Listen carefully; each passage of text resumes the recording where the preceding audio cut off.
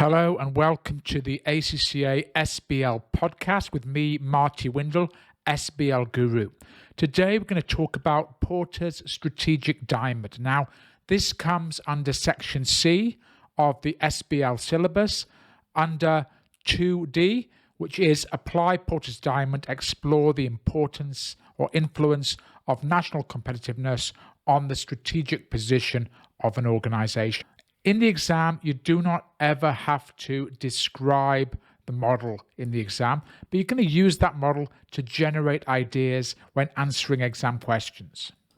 A typical exam question under SBL might ask you, how has the company benefited from the country in which it operates? There'll always be a mention of the word country or country features. So whenever you see the word country or country features, that's when you've got to use the strategic diamond is indicating go for the strategic diamond in your answer. Now, when this has come up in the exam, normally it's answered very badly by students. So let's just try to understand the concept. So when we talk about Porter's diamond, what we're talking about are country features, things inside a country which may help organizations. So we're looking for features of a country, and there are 4 elements in the diamond. Now, don't get too hung up under the headings and the names. Just have a good understanding of the ideas about what's included in the diamond. So as this podcast tries to focus on SBL in real life, what we do is we take a theory in the exam and we apply that theory into a real life situation.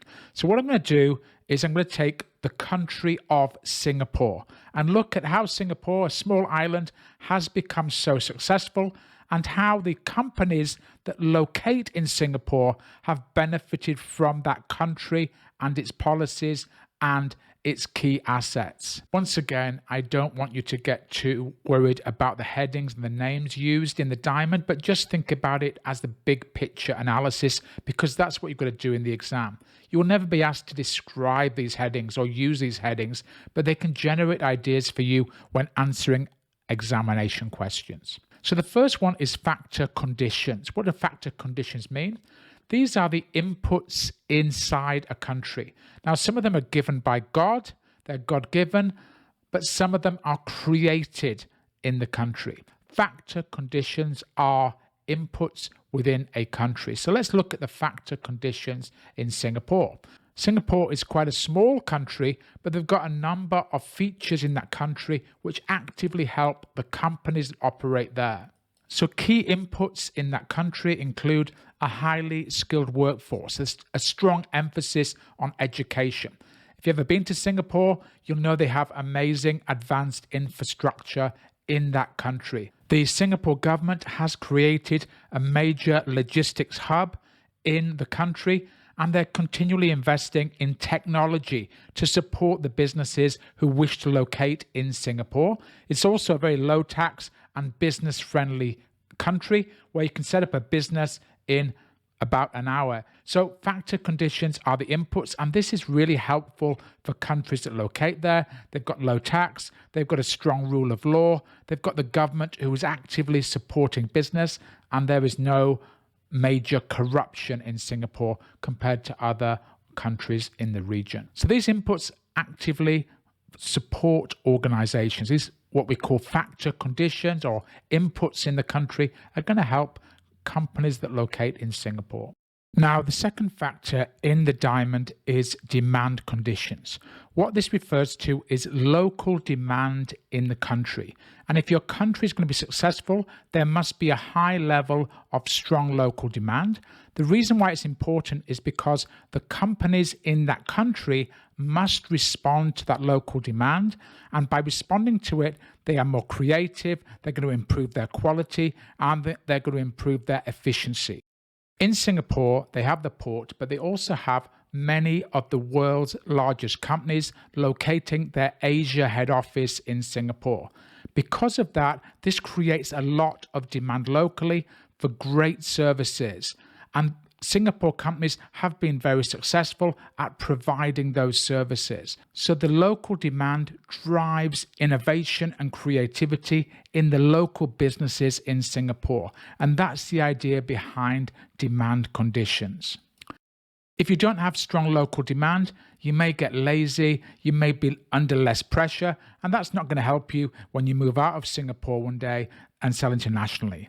If you are getting strong local demand and you are innovating as a company to meet that demand, this is not going to just help you in Singapore, but it's also going to help you when you go to other global markets. So that's the demand. What about the supply? Well, under Porter's Diamond, they've got something called related and supporting industries. So it's really about having the right inputs, the right suppliers in the country that can help to support your organization. So Singapore, very famous as a shipping destination. So let's focus on related and supporting industries. This looks at the suppliers that exist in a country, but also other network organizations. A company will be very happy if they've got strong local suppliers, but also they've got network organizations to help distribute their product. So in Singapore, the major shipping companies that exist in Singapore and the port are supported by insurance organizations that also exist on the island. So they've got access to world-class insurance companies to help to insure the goods that they transport overseas. As Singapore is home to a number of regional head offices, they also got access to world-class professional services in Singapore, such as legal and banking services. So this helps to actively support their business, and these are available right on their doorstep in Singapore. Having these suppliers and network organization is a significant benefit if they are located inside your country and they are world-class, and that is certainly the case in Singapore. They benefit from great banking and great insurance companies, but also financial services to support and fund their capital requirements of their business, as well as being home to technology companies that can help to sell their products on a global basis.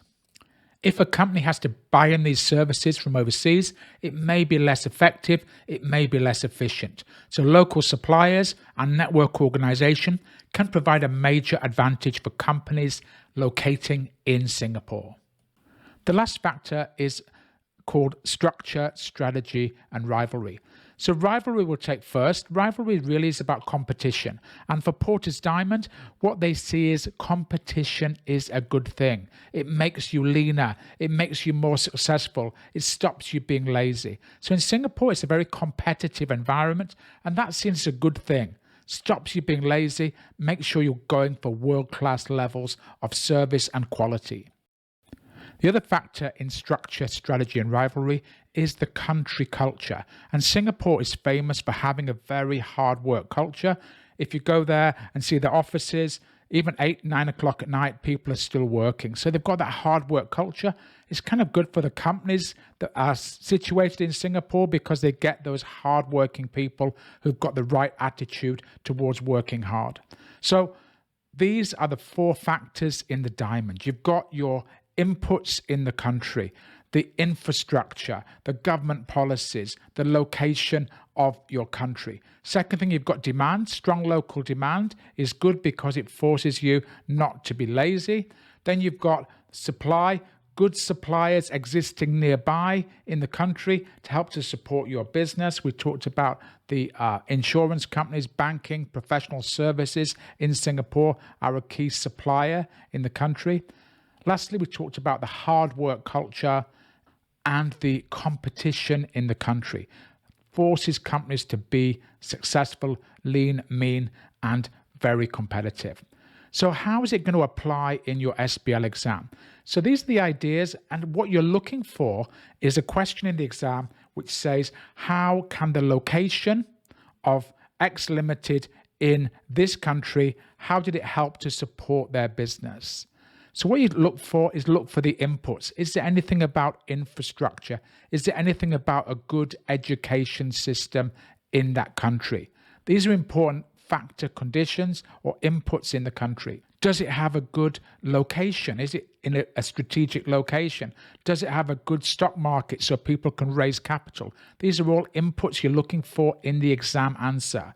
Demand conditions, look at any mention of local demand, strong demand from customers. That will be your example under demand conditions.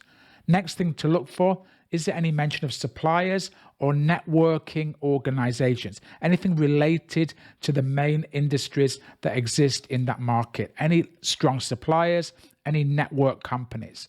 Last thing you look for is any mention of country culture or any mention of competition. These are positive things in the diamond. So by taking these examples, applying them and linking them back to the case, you should be able to get a great examination answer. Hope you've learned something today. My name is Marty Windle. Please like and subscribe to my podcast. Look for my YouTube channel as well. And don't forget, if you want to do one of my courses, get in touch with me.